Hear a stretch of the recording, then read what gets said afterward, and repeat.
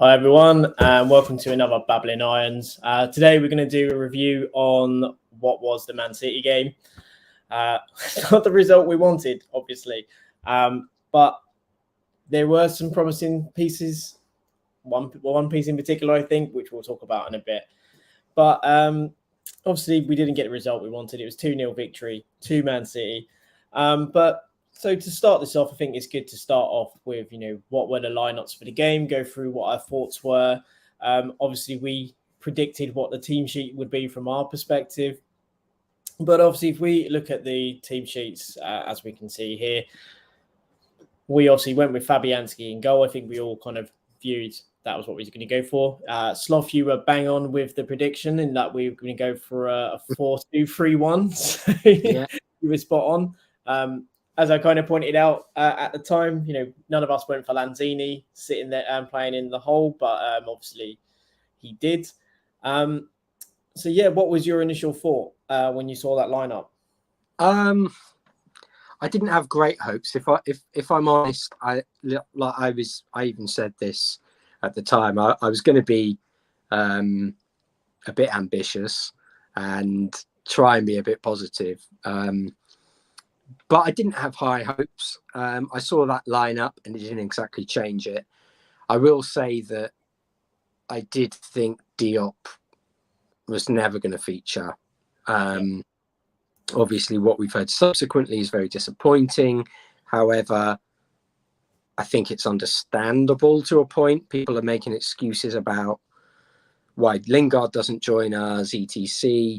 And yet, they seem annoyed that a player doesn't want his future sorted out. So I'm gonna hold my hands up and say, while I do think it's unacceptable that someone refuses to play, I think when you're on the market, you've got offers in for you, and people aren't accepting those offers.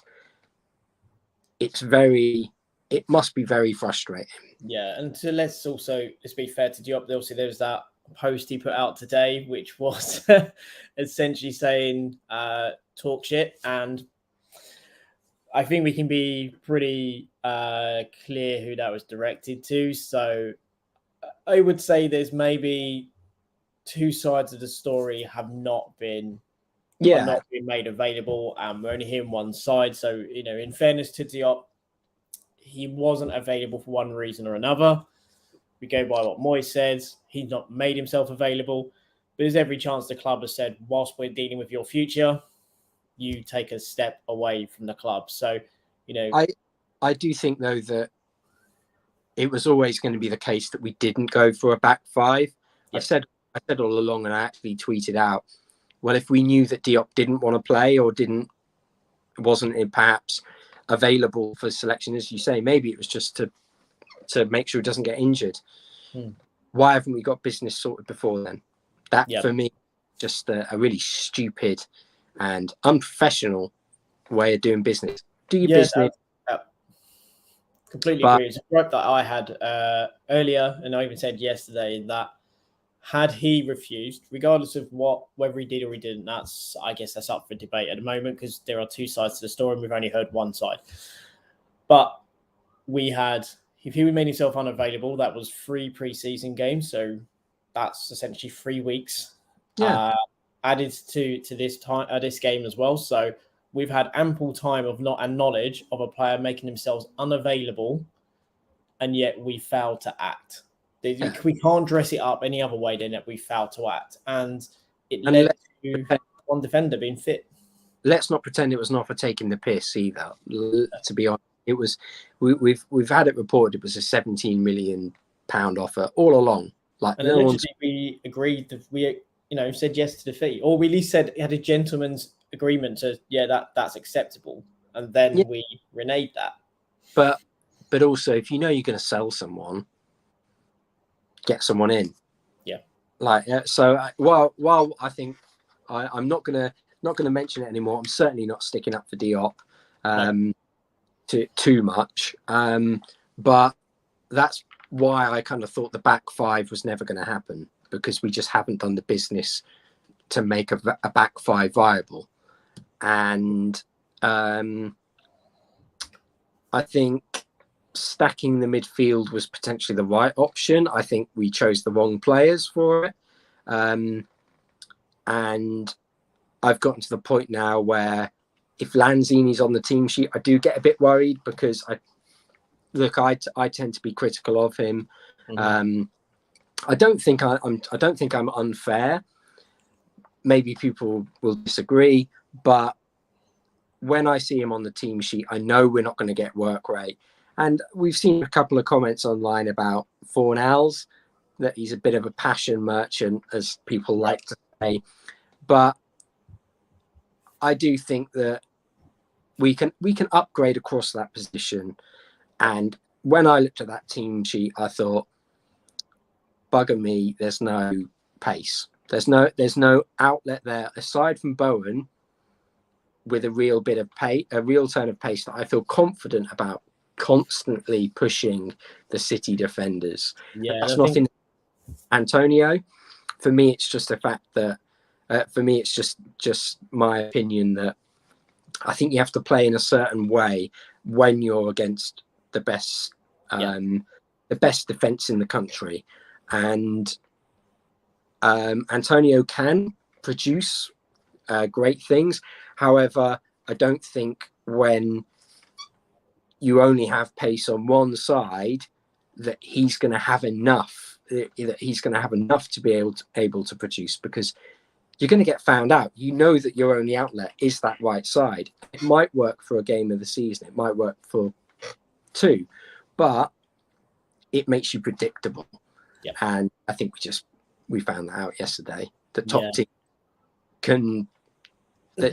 will know that, and they will know how to play against it. Yeah, exactly. And just because you mentioned Lanzini, I saw a set of statistics from Matchday 365, which we'll probably share afterwards. But in 57 minutes, obviously these are selected stats. So again, this is slightly unkind. I will say that now, but it's just to kind of highlight in essentially how passive a performance it was from, say, Lanzini, in that 0 goals, 0 assists. Obviously, that's a given, but 0 shots taken, 0 take-ons attempted, 0 dribbles completed, 0 key passes, 0 ground duels won, 0 aerial duels won. He won 0 fouls. He made 0 interceptions, 0 tackles, 0 long balls, committed 1 foul, and was offside once. Now, as a selection of statistics, that is very damning as to the overall performance. Now, there will be other stats that maybe you could look and say there was a much better performance in there. But from watching at the game, when I was at the game, I didn't think he played particularly well. I think he was out-muscled, out-fought, and was a bit of a passenger in there alongside Rice, much as at times Souček also was a passenger. I also do think Souček did do some good things in the game. But we'll kind of touch on some other elements as we kind of move forward. Obviously, we have Ben Johnson playing at right centre-back. We understand the reasons why that was the case. For a young lad playing in a position that he's unfamiliar, did quite well overall. But obviously, that's quite negative. Obviously, and that's reason to be. It was a difficult start. It was a difficult team. But the way we actually started the game, in the first few opening moments, we were actually, when we actually look at it, we were really promising. I put these together on online on our Babbling Irons, but again, this is just kind of make the point that when we started the game, we started nice and aggressive. We pushed really high up. This was obviously at a restart from a throw-in, but we pushed players forward. We had Lanzini being able to kind of block off obviously essentially marking 2 players, as we can see. But he was also able then to go and challenge the right centre-back, who's Diaz. Antonio was in a position where, again, could chase down Diaz if the ball was passed to him from Cancelo, as well as Ake. Cancelo basically only really had a couple of options, and they were all kind of fairly risky. You could either force it to Diaz or Ake and potentially have the ball cut out. It was a riskier pass to the goalkeeper. But ultimately, obviously, he decided what we're all told not to do as kids, play it across the front of the face of the goal. And he did, which obviously Fornals was in a great position in which to attack that. And because of the hesitation from Kyle Walker, he was obviously able to retain possession, and through he kind of feigned at first to kind of force fall that we were going to kind of cross in. But what was really encouraging was in that first opening moment and that opening salvo was the fact that obviously we won the ball up high because we pressed high, we were aggressive, we didn't kind of dive into the tackle, but we pushed and we forced an error.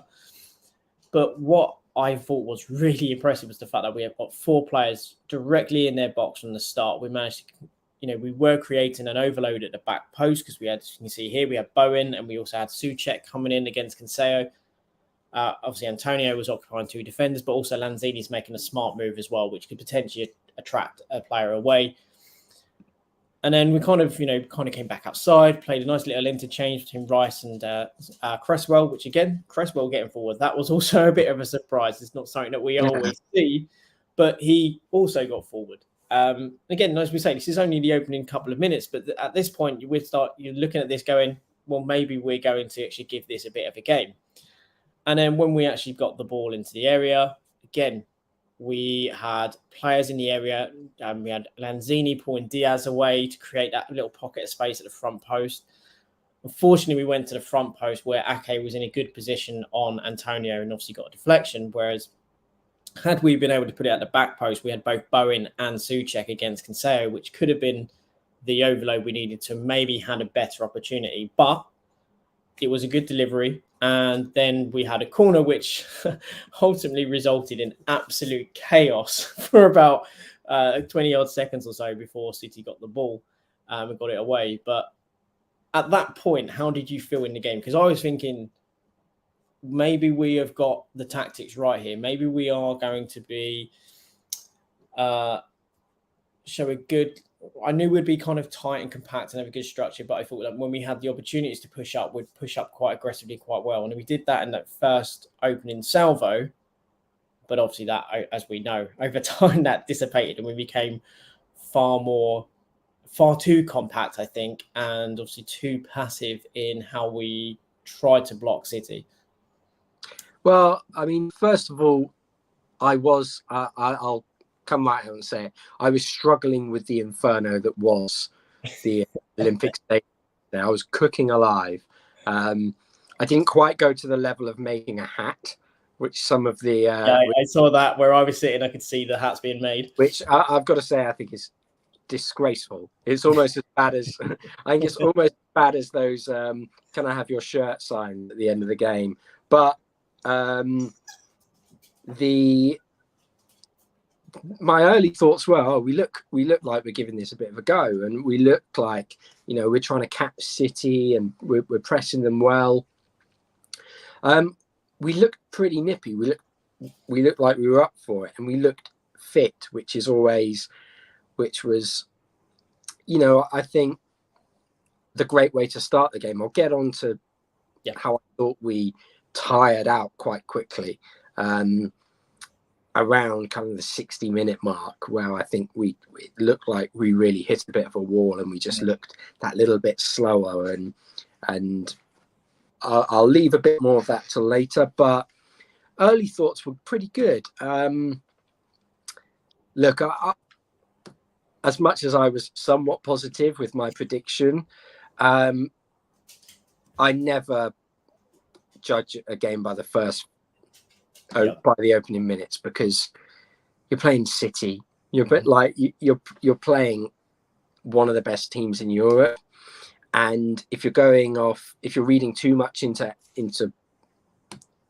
the first 5 or 10 against them, chances are that the next 45 minutes they're going to be completely different. They're going to play a completely different way, and they have the ability to do that.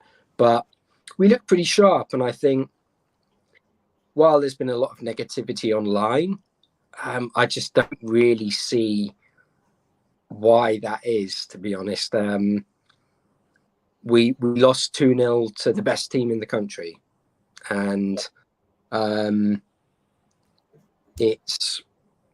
could have done more.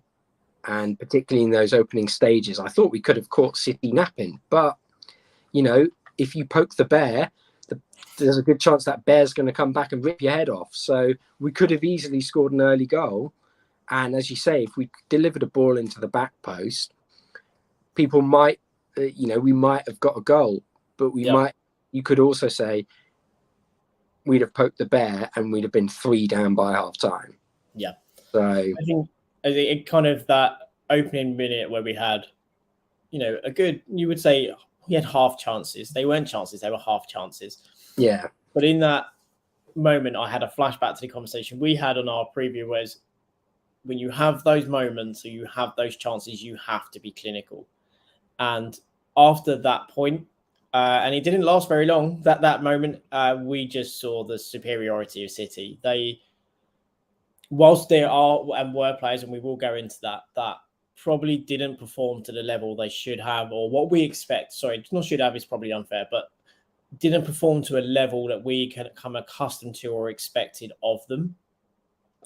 And City's superiority was something else. And we have to acknowledge that their movement and the way in which Guardiola's team was able to create space and control space is something that is, in quite a few ways, is quite awe-inspiring.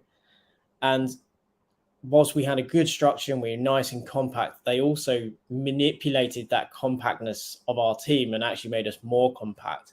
And I put together a kind of sequence to kind of illustrate that point of how their superiority made it very difficult for us out of possession. And one of the things that I thought really when we was watching that game was, it kept in my head was they are suffocating us. Every time they had possession, they suffocated us with by having the ball. As soon as we got the ball, we didn't really have any out balls. But also because of the way their structure was and how they had possession, they were always in a great position in which to counter press. And it caused us to play it long, to misplace passes.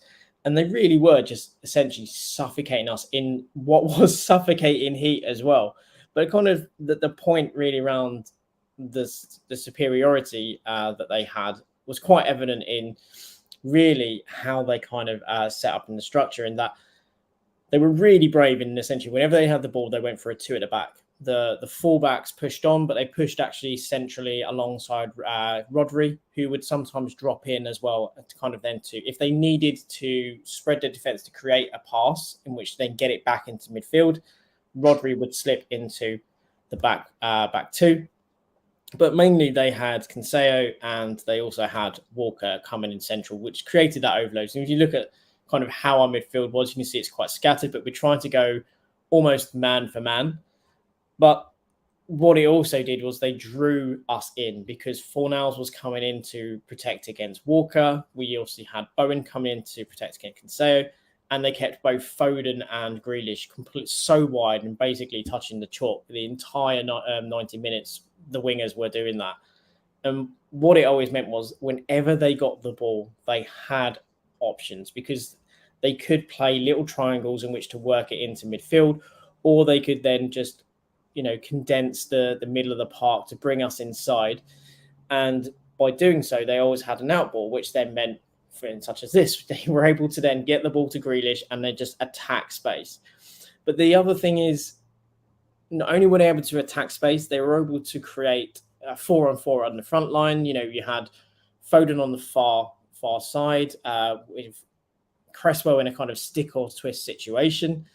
You had Gundogan, and you had also De Bruyne pushing right up alongside Haaland, which meant that our back 4 was essentially always 4 against 4.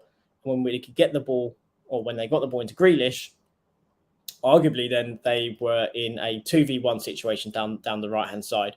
Now, I felt for Soufal because he was overloaded time and time again, that tactic worked every single time for City. Now, they're going to do it, but the ability in which to prevent that is something in itself. And the way that City was so aggressive in that attack by pretty much going 4v4, and then due to that being able to have essentially a man over every time, in that they could always pass it down the channel because they're creating 2v1 situations constantly all over the pitch. Their rotational play, positional play was something phenomenal. And whilst the players were trying to run and trying to work hard, there were often periods where I felt, say, someone like Bowen was consistently caught out, and Cancelo was constantly running off his shoulder, kind of running in behind, running into spaces.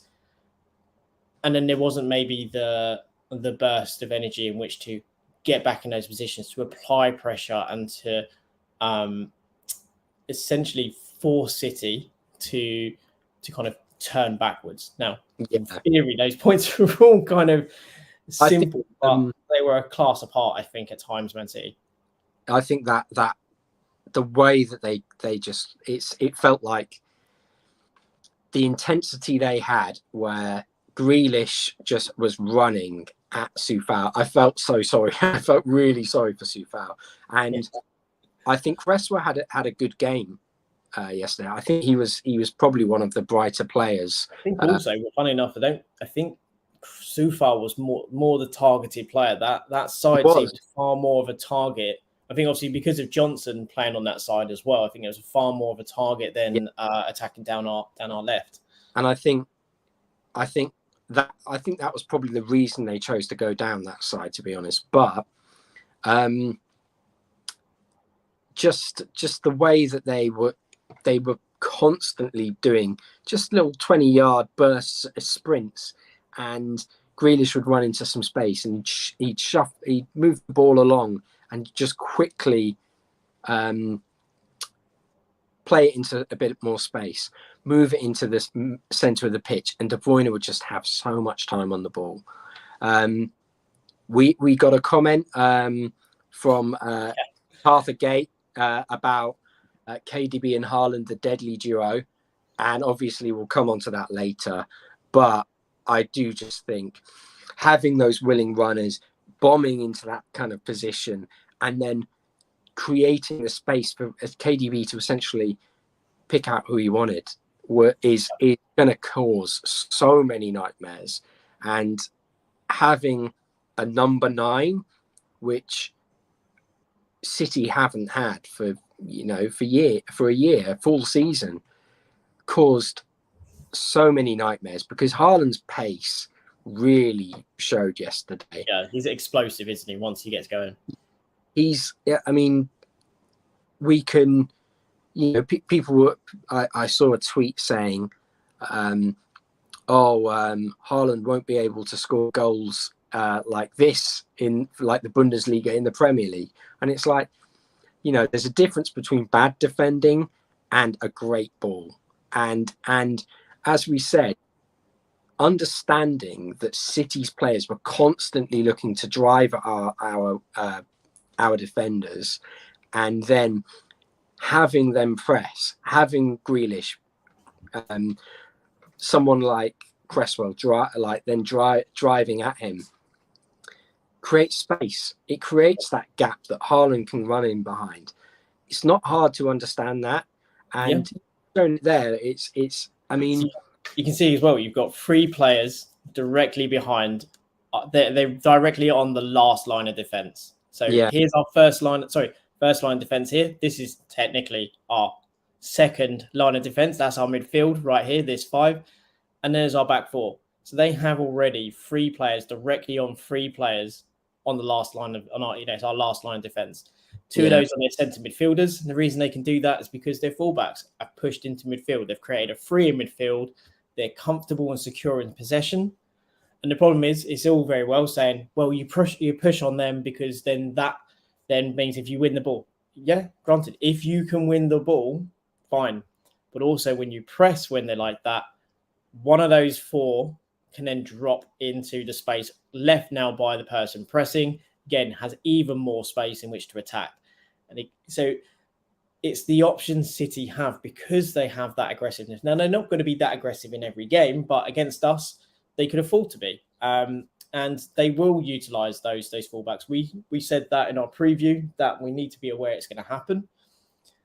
The problem is, it's being aware of it is one thing, to actually manage and deal with it as another. Their fullbacks are so comfortable in possession that it's not like, say, us bringing in Soufal or bringing in Cresswell, us trying to replicate the same thing is just not going to have the same results because our players quite frankly, is, and as harsh as it may sound, are not of that required level technically. Also mentally, because you have to have incredible vision, incredible composure in which to work in that role. And the other thing we don't always talk around with City is that but I think I remember at Barcelona, there was a comment made by a manager that said that they are artisans and they are also workhorses. So it's that exact same thing. They have a team of artisans, but there is such an incredible work ethic in there that they just suffocate you when they are in possession and also out of possession. They just, within 3 seconds, they're looking to get that ball back, and the pressure is intense. I think we've mentioned it, and I don't want to turn it into too much of a City loving, but because obviously we're the Babbling Irons, we're a West Ham channel, but sometimes you just have to take your hat off and say, fair play. But I think again, it's whilst we are complimenting City, we are also making the point as to why did we struggle, and the reason why we struggled was because of the tactical and setup it was too much for us to handle. We mentioned the aggression, and I think that was the big thing, because we've seen when teams try and come here and dominate or control the match, and Liverpool was a good example of that, where they tried to dominate and they tried to do that, and we basically we're happy to sit back, play against that, and we know we're going to score goals from set pieces, or we know we're going to be able to catch you on the break. And City just thought, we know how you play, we know how you're going to try and hurt us, and we're not going to take that. We're going to bully you. And if you score, if you get chances against us, well, that's fine, because we know that pressing you, running at you, running into space, carrying the ball at you is going to hurt you at some point. And they executed it perfectly. Yeah. And I think a good example of maybe some of our lacks and just the decision-making problems that we had in the game, I think are quite epitomised in both goals, in all honesty, and how at times we were passive. And, I've seen certain players are getting called out for things, but I think it's important when we look at, say, the goals, we actually look at, well, collectively as a team, where were the problems? Now, I've seen Souček get blamed for the first goal. I've seen Areola get the blame for the goal. But in fact, it's a culmination of errors throughout the team. And I'm going to kind of bring it up now and kind of talk through as to where I saw the errors in the build-up, and also then ultimately which resulted in the penalty. So it's not as cut as dry as this one player is directly, at fault, but it's a culmination of errors, mistakes in judgment that kind of brought about the first goal. But what kind of got me was obviously it was a really good slow build-up, and we're kind of taking it right to the kind of final stage. But as you can see at this point, where you would say defensively, we're in a good structure. We've got a back four. There's only really Haaland in front. It's a good, it's a nice run from Gundogan. But again, we've got Souček and Bowen in a position where they can go in and press. Bowen, and actually, obviously, because this is a still, doesn't really show that, actually goes and stops at this point. And Cancelo feints for a pass, and then he just passes it into the space. As you can see, Bowen was quite close. Bowen not stopped. He could have pressured. Again, Souček could have pressured. Any one of those two making that press could have resulted in Cancelo turning and passing maybe out wide to Grealish, which then maybe removes what would have been their goal, because, again, it changes the orientation of their attack. But the other thing is that Rice's position in this as well. We obviously put in kind of two markers as to directions. Now, the direction he made was in the direction of Haaland, and that was to kind of drop and sit. He didn't actually move into a position where he could be close to, say, Gundogan, who's currently got his back to him, where he could have maybe gone into pressure and could have kind of made contact and maybe, again, slowed the play, forced the play backwards, again, stopped or influenced what City were doing. In fact, what happens was, because he drops in that position, Gundogan is now in a place where he's able to turn. Obviously, Souček gets into a position where he kind of apply some pressure, but by that time, Gundogan's already turned. He's got his head up. He knows exactly what he's going to do. Again, Rice is in a position where he needs to come across more. The danger is Haaland, but he's not in a position where actually you're really going to cut out the pass. Again, Johnson kind of moved more like a fullback there. He's probably moving more out to his right rather than, again, sensing where Haaland is. But again, where the communication from Zuma isn't the one, maybe we're telling him he needs to be further across. And again, could Zuma get across? But ultimately, when you look at it like that, it's a culmination of errors, culmination of decisions that have allowed that space, have allowed that the ability for City to get through. Now, obviously, it's great skill from City to do that. But when you see it in real time, it's also incredibly simple. There are, within that process, there were small decisions that we could have made that could have impacted this. And obviously, when it's played through to Haaland, his pace is electric. The weight of the ball, again, also convinces Areola he's in a very good position in which to actually come out and claim. I think any goalkeeper in that situation is coming out. But with the pace of Haaland, he's able just to then obviously take the ball past the goalkeeper. And obviously then it turns into a penalty and 1-0. So, my view is that no one person or no one player is actually to blame in the first goal, because I actually see it as there are probably about 4 or 5 players in there that could have influenced that goal and could have done better had they made a different decision. And I think that's sometimes what we need to do is we need to maybe take a step back and actually look at, well, what are all of the players doing in this situation and how can they affect the game? And I think when you look at it like that, you actually can see how many opportunities maybe we did have to influence that attack and maybe through one decision or another made the opening a lot easier for Man City. I don't know what your views are, but my view is... I agree. I think one thing that was a bit disappointing was just, as I said, we looked tired. And I think there were times when players, people are rightly kind of criticising Souček and his performance yesterday. I don't think he was amazing, but I don't think any player, apart from maybe Rice, I thought Rice could have been playing for City yesterday. He was that good, and he did some great things. Kept the ball well, carried it well, but we had no one else in the side, apart from when Scamacca came on, who I thought they're going to be able to beat a player. Because every player has off days. I'm not digging at anyone too much, maybe apart from Lanzini. But I don't know about that one. I agree. I think when you look at the midfield, Rice was the standout player, but he was also a standout player across the team. Bowen was consistently overrun by Cancelo, constantly running off his shoulder. By all accounts, then causing huge issues for Soufal. Now, again, I think people say Soufal didn't play well, but when you watch the game back, you realise how overloaded he was for the entire 90 minutes and actually didn't necessarily have as much protection as we would probably anticipate he normally would. And I think, again, Souček, he did some very good moments in defensively in the press. He did actually cause some turnovers because of the press, but again, didn't really get in possession, didn't really affect or impact the game. I think as a midfield, we were pretty weak all over. Fornals was another one. So much endeavour, but he couldn't get on the ball either. Well, this is the thing. We've had a comment as well about Cornet from I Am Slob, which left back or left wing or left mid for Cornet. And yesterday really showed me that he needs to go on that left wing side. Mm-hmm.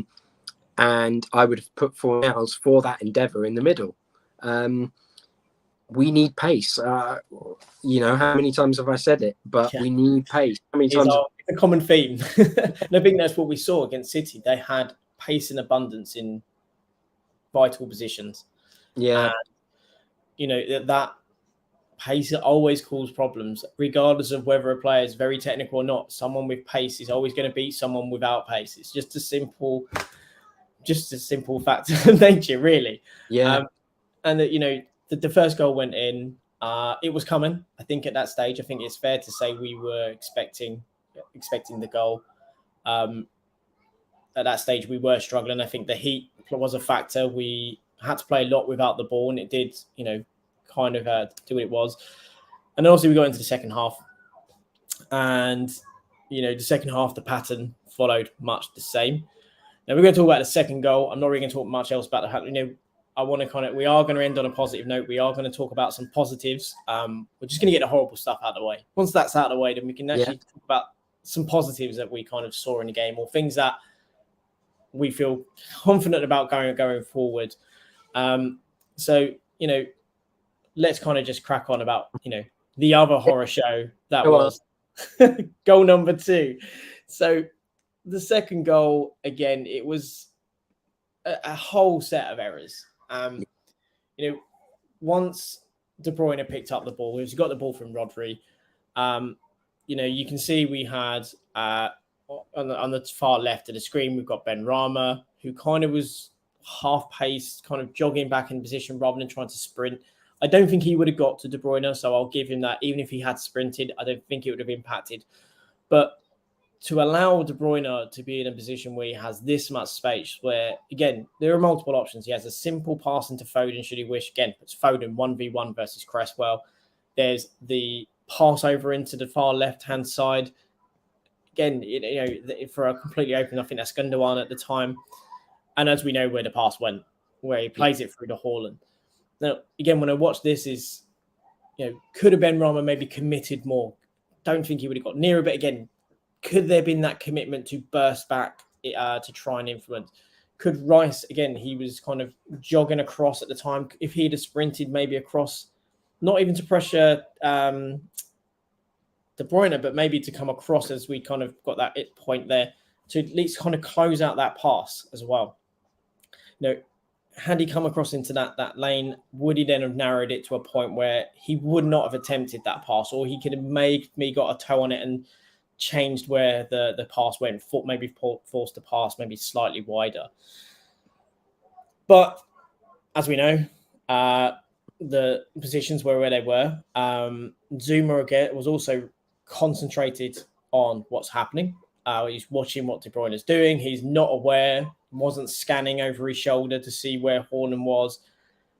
When you watch it in real time, you also see Ben Johnson as he's coming back. He also anticipates that Zouma is going to make that run back into place. He actually anticipates that that's going to happen, and he halts his kind of following of Haaland slightly.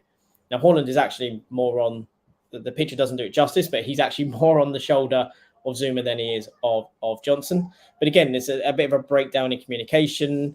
There's a lack of understanding as to what's going to happen. But also, I think that when we move it on, you can see again that the pass did come quick, but Zouma doesn't throw himself at the ball. Had he thrown himself at the ball, he potentially would have got a block on that. Again, Cresswell, when the ball passes, is also quite close to him.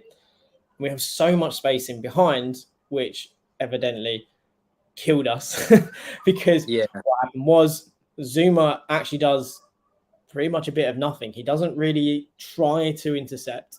He was also at that entire period just at half-pace jog. He no point anticipates that maybe there is going to be danger behind me. I have got Erling Haaland behind me, or at least probably somewhere on my shoulder. So instead of running back and actually looking to try and drop into the space, kind of does a bit of nothing. Johnson, to his credit, does try to get back, but as we've already said, Haaland's pace is explosive. Once he kind of gets into these positions, I don't think there's going to be many defenders that could have got there, just because he is that fast. You need someone with arguably a Fredericks level of pace. But even with Fredericks, he would have got nowhere near him. Like, let's be clear. Mainly he would have pulled out a hamstring beforehand. But and we have who could have caught him, I think, was Aguerd. And I do think the game, look, we can say ifs and buts, but that I think that was he would have been essential for Moyes' game plan this year. But one thing people forget about Holland as well is that he's strong. Like, Yeah, and we saw it a couple of times where he just completely shrugged Zuma off the ball. I think he shrugged off Rice a couple of times as well when they got yeah. And I mean, to do that, you have to be seriously long. But when you combine that with pace, and we hear it all the time when generally in the attacker's favour, it only takes a touch at that speed for someone to go down. Well, it works both ways. If you're the attacker and you just get that extra burst, you've set off and you put your arm out just to hold off a player, that massively changes things. That can be the difference between them keeping up with you or them catching you up, or just falling way behind you in terms of pace. And that pass from KDB is perfectly weighted. It's right. You see him to run around the ball to put it onto his left foot. It's as you say, it's perfectly weighted. And I think we talk about Zuma didn't throw himself at it. The great thing, if you go back to that image of the ball already being played, you look at where Foden is, and you look at, you can say if Zuma gets a touch on that, unless he goes completely through it and he clears it puts it into Rosette, which I don't think he would do. But if he gets a foot on that, there's a good chance that Foden is there to chase it up. He's there to potentially nip in. And those runners, those wide men are there. And Grealish is already running in. Was it Bernardo Silva? Yeah, it's Gundogan at the back post. So yeah, so arguably, if he does get it, then obviously there is again in that back post area, because I think that's probably Soufal actually running back into position to cover for. Souček covering for Soufal there. And I just think it was also a period of the game where we were starting to create as well. Us once that goal went in, I think it.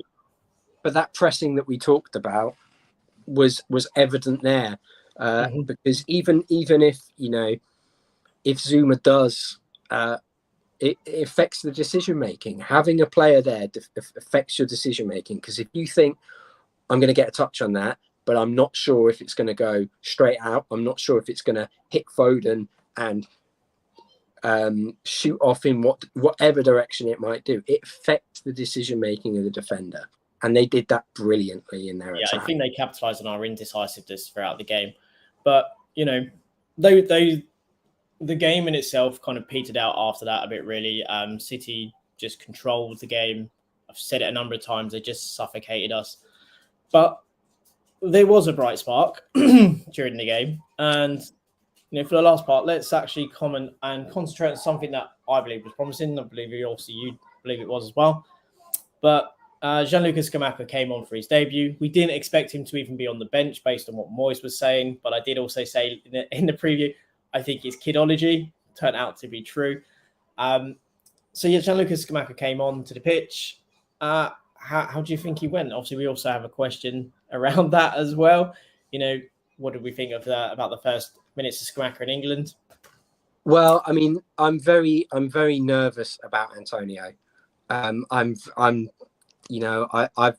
repeatedly said that I think we need two strikers to come in this window, and people will go, well, who's going to come in to play on the bench? And it's not really about that.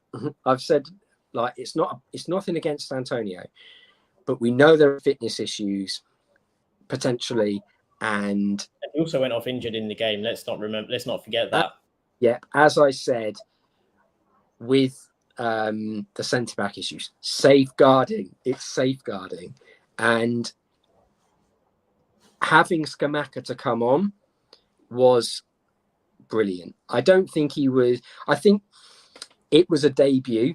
It was a typical debut where that he had that great header, and he generated a lot of power into that header, but he was offside, and it was one of those where he clearly kind of thought, his eyes lit up. Enthusiasm to get in position, And that's great to see.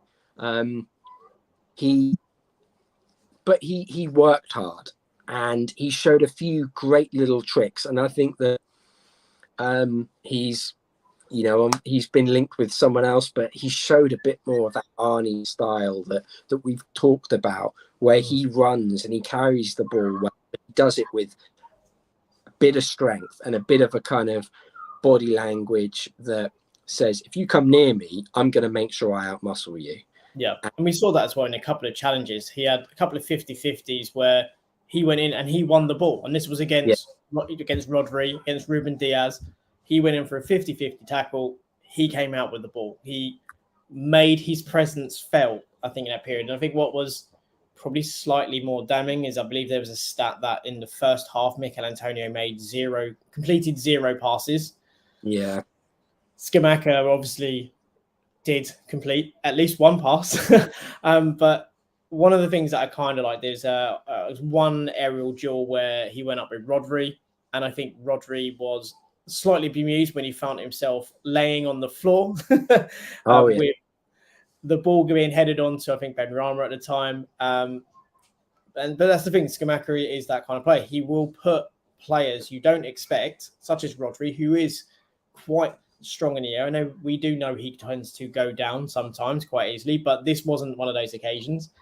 And Scamacca just didn't seem to care as to who he was playing against. And that is something that I quite enjoyed. And there's a little sequence that I kind of picked out that, kind of showed a bit of everything I thought of Scamacca, minus the shooting, because he didn't really get that chance bar the header.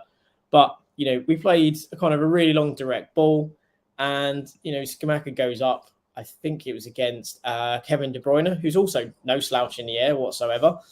But he goes up in the air, completely clears him by, quite a substantial margin to get it to Benrahma. And the thing that I like is he doesn't wait for the ball then. He's constantly looking on the move. Once that happens, he moved from his position to kind of get straight into a position to collect the ball from Benrahma. And then straight away, head is up, looking for where the space is, pings the ball out to the right-hand side to Bowen.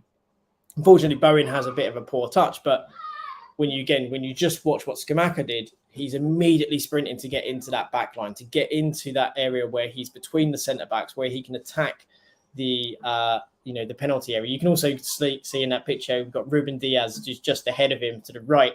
He's also looking over his shoulder to watch where he is, because all of a sudden there was a player that was making them think as to, well, where is he coming from? He's actually moving. He's looking to attack. There's another point as well where I think he collected a loose ball and used a good bit of quick feet to kind of misdirect one of the defenders, but obviously I think Rodri got back to kind of copying him. But I think there was those little flashes where he showed what he can bring. As you say, there was that Arnie swagger.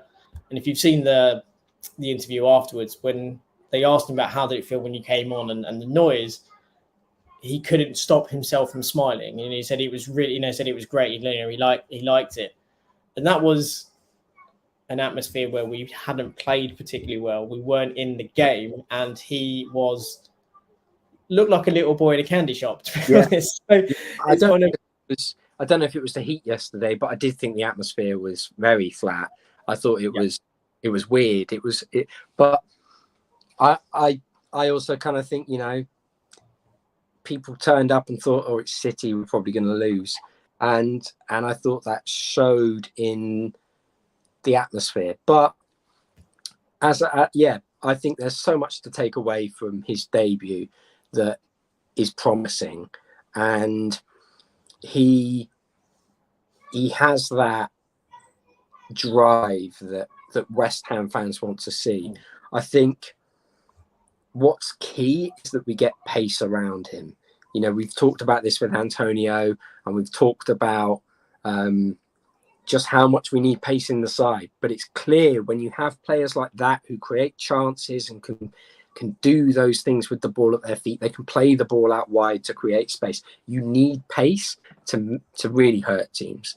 Yep. And you also need to have expressive fullbacks as well, because if he's connecting with those players, if you're moving it quickly and you can get players in support quickly, like on overloads even, then again, you are going to create bedlam, mayhem, however you want to call it, you are going to create problems for defenders, because you've got to compete with this guy, and he's going to occupy two players. There's a couple of crosses that came in where he instantly drew two players to him, which was creating space. So it does bode well in that if you can get players to flood forward. I think Cornet, whilst, as I've said, and I'll be honest, I have reservations about his consistency over a course of a season and sometimes in games, but I do think he's going to be a good player for us because of, again, pace.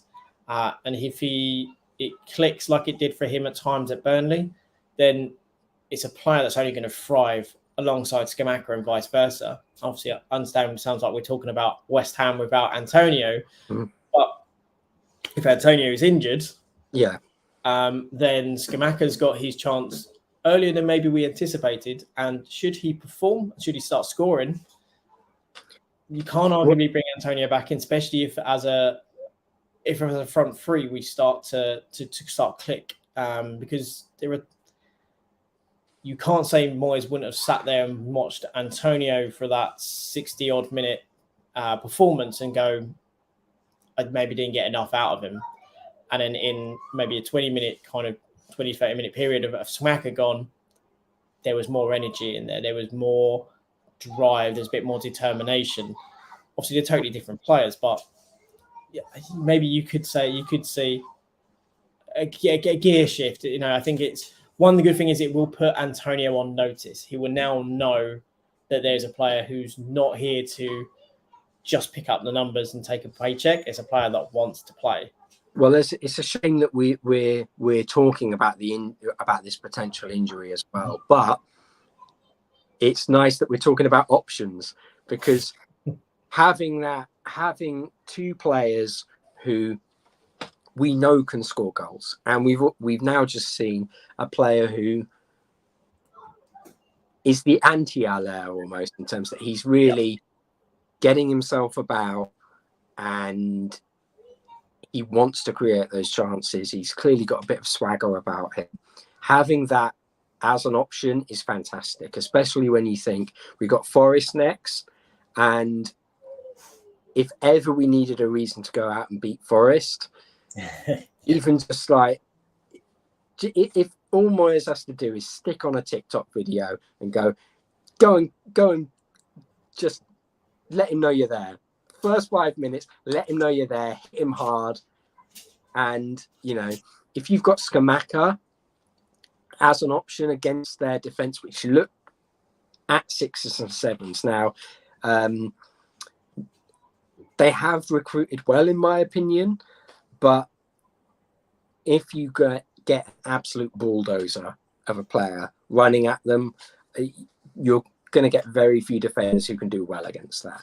So I think there's a lot of positivity from that cameo. And I think the issue for me will be how we finish this window. Because if we finish the window with no extra signings in that position, in those pacey wide areas, then I'll be thinking, do we quite have enough? But if we sign one or two, maybe an extra forward, if we sign a wide player, a versatile wide man who can play as a forward, then I'll be thinking, right, that's a great addition. If we can get someone like Kamada in that area behind to replace a Lanzini or push someone like Fornals, then you're going to get a lot more from these players. Whereas I think we saw yesterday that the lack of pace, the lack of a player who is going to put himself about. I'm probably being hypercritical of Lanzini, but if 30 minutes in, shit, I've not really done much, go and clatter into someone. Doesn't have to be a red card, but let them know you're there. Let them know we saw Mark Noble do this countless times, and Mark Noble was by no means a top player. But he'll leave it on someone at one point or another. Yep. sometimes that's going to make a player go, oh, crap. And next time you're there, they're going to think twice about what they do. It's going to make them question things. But no one in our attack really did that yesterday. Think of the Brighton, was it Brighton game? No, Southampton, when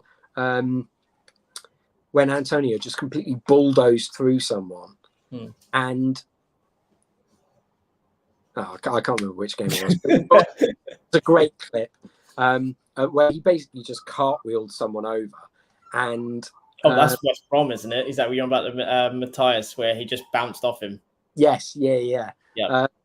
And if you do that, you don't have to clean someone out as spectacularly as that, but put yourself about. And we lacked that yesterday. Whereas we need players who can do that, make that decision, and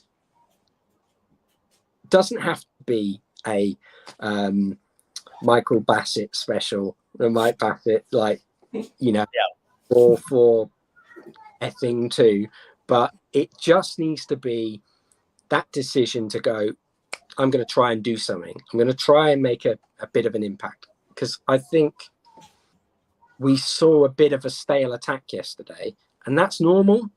I think for a team who are playing as much football as we are, but normally that's when it's 10 games in, 20 games in, 30 games in, and they need a little bit of a refresh, not first day of the season. Yeah, I think there's players that may be a little bit comfortable in their position or their standing within the team. I think obviously we've seen there are some links that have come out today. We won't go into them because it's a preview on a kind of review of the last game. But I think what we can say while looking at the game, that is, we need another left back. Yeah, that is the case. I wouldn't go as far to say that right back is something that we need to look at. I just think it was a game where we were very well targeted on that right hand side. Certainly need a centre back. That was very, very clear. We currently have 4 centre backs at the club. Well, 5, sorry. 2 of them were unavailable due to injury. One of those, if we go by what Moyes says, has declared himself unfit to play. Let's just be democratic. But when you get into the middle of the park, we are missing a box-to-box player who can commit and make tackles, who is strong. We are missing a creator. I'm sorry, but Lanzini is not that player. I've said it a number of times. He just is not that player. Souček, as much as we have loved him in the first 18 months, he is not put into the levels where, if we want to be where we need to be, either he has to up his game significantly, or we need to bring someone in. Reportedly, Coventry is performing incredibly well in training. There's every chance that the current rate, he may force his way in before, say, Flynn Down does. Again, in the wings, Bowen had a poor game, but we know what Bowen is capable of. Yeah. Benrahma looks devoid of confidence still. And there's rumours of obviously Nottingham Forest and the club willing to sell. Fornals is not a left winger. We have to be clear about that. But Cornet is coming in, so that's fantastic. I know the pain. We're not even going to discuss the pain. We have Cornet. Cornet, again, that the game has highlighted that we do need that pace on the left-hand side, and Cornet is going to give us that in abundance. And up top, it did reinforce that having an option up front is so pivotal to a club in being able to kind of change slightly the dynamic, or even just to give a new feel to the 11. And I think Scamacca did that. The signing of Cornet is going to have a great impact for us on that left-hand side. This week is an important week. We do need a centre-back without foul this week. That I think is a given. If we do not do that, that is a failure. I've been very positive about the whole window, but it is a failure if we don't get a defender in this week. And arguably, we need another centre-back to help out Bryce, because he was isolated at times due to Lanzini just being vastly ineffective. I don't think that's unfair to say. No. And Souček also being rather underwhelming. So I think we I said before the start of the season, we need a lot of players. And I kind of got people going, well, when you add players, when you add a lot of players, things tend to go wrong. It's like, yes, but that's from a situation where you have a good squad in terms of like, not quality. I don't mean we're a bad squad in terms of quality, but you have good squad depth. And when you have a great core, that's good, but you need to bring in quality additions. And I would even argue that we need 2 centre backs if we want to play 5 at the back, because again, Johnson, let's be realistic. He by no means had a bad game yesterday in terms of he didn't cover himself in glory, but for a young lad coming into the side against the champions in a position that is not his natural one, then I think you've got to give him some slack. And when I look at the fact that Ogbonna is seriously off the pace, we know Moyes wants to give players a full pre-season, but unfortunately, he's not given himself the luxury of that. We've not recruited early enough. And if you're looking at giving players that really intensive period of working hard, training hard, getting fit, then you need to recruit them early. So, I mean, I know we've been linked to a centre-back today. I would still go for Solitsai and have that versatility, have that left-back option if needed, but also recruit another centre-back because you need depth. We have a lot of games, and if you have Dawson and Ogbonna who could pick up knocks, why risk it? Safeguard, as I said, safeguard the attack. And look, if people are going, well, we don't want to bring in too much, we don't want to upset the apple cart. Well, I'm sorry, if you're worried about that in a season where European football, we have a cup run, or we could potentially have cup runs, and we've got the league to worry about. 5 subs per game as well. Yeah, I'm sorry, but they're not the kind of players that we need around. If Moyes has got this great mindset that he's looking for, we don't want players who aren't happy featuring regularly off the bench, because they're professionals. They're not. The key thing is as well, isn't it, that we were short 4 players last season.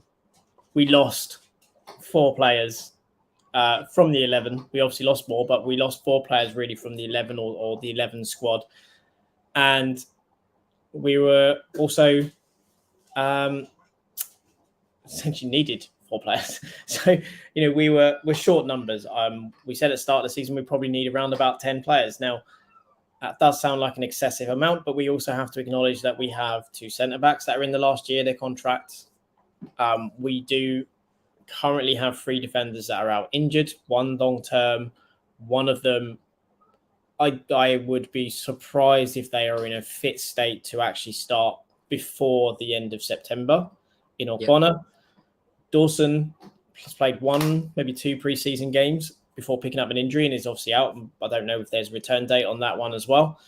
The likelihood is he's not back for the Nottingham Forest game because it doesn't seem to be the case. So again, we have defenders that are picking up knocks. We don't have those. We need to support that. We need to improve there.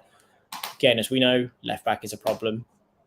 Centre midfield, we've had some promising links today, but again, they are just links. Until they are bids, till they're accepted, there's no point getting excited around them. There's still a lot of work to do. I'm just going to end this on a positive. Yeah.